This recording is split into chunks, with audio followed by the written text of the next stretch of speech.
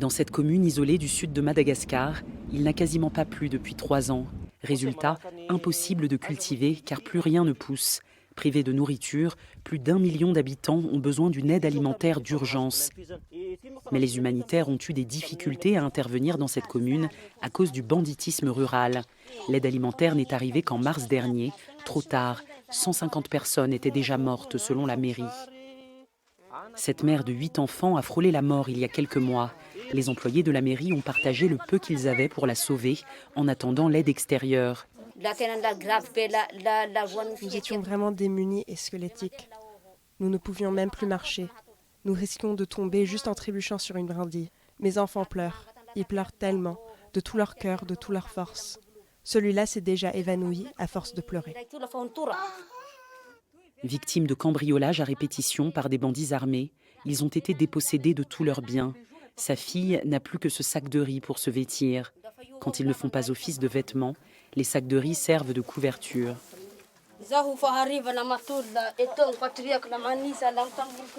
La nuit, je dors ici. Je m'enfouis là-dedans. Je fais comme ça et je dors là. J'ai froid et je me recroqueville. Ça ne me fait pas mal grâce à ce sac.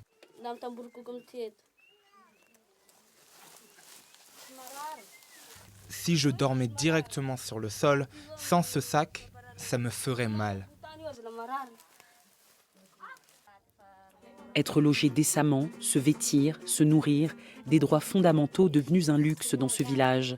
Pour économiser l'aide alimentaire toujours insuffisante, ils sont contraints de manger ce qu'ils trouvent dans la forêt. Nous mangeons des tubercules sauvages, mais on n'arrive pas à les cuire. On les met dans la marmite, on met de l'eau, mais ça reste cru.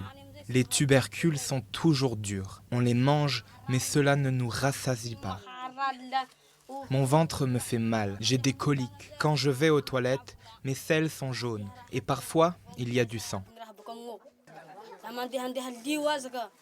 Je voudrais avoir une couverture en flanelle, des habits et des sandales. Mais je voudrais avant tout manger.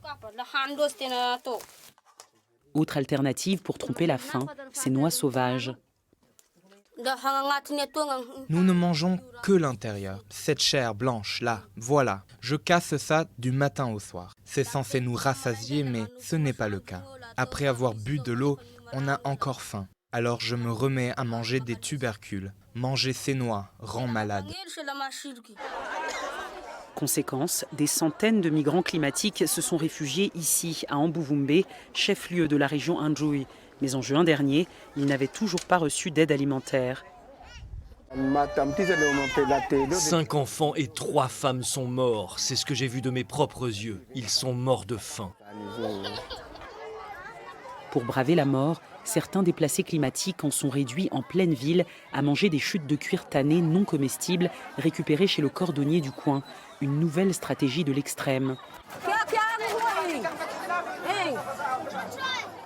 Voilà comment on fait. Comme ça, regardez. On les racle comme cela. Voilà, ensuite on fait comme ça, mais mon couteau n'est pas bien aiguisé. Écartez-vous pour ne pas être blessé. On les coupe comme cela, mais là c'est impossible à couper car c'est dur comme du bois. Vous pensez que l'on va jeter ça ? Une fois que ce sera bouilli, on mange directement parce qu'on s'impatiente. On a trop faim là. Et ils ne sont pas les seuls. Quand ils ne les donnent pas aux déplacés, certains cordonniers consomment leurs propres chutes de cuir, faute de mieux. Nous aussi on les mange, on les fait cuire comme ça si on ne gagne pas d'argent ou si personne n'achète. Les autorités reconnaissent la gravité de la situation et annoncent une série de grands projets de développement pour le Sud, dans la santé, l'agriculture, les travaux publics, l'industrie alimentaire et l'accès à l'eau. Monsieur le Président Radziwiłł a donné aux ministres 3, 6 et 18 mois. 3, 6, 12 et 18 mois de résultats.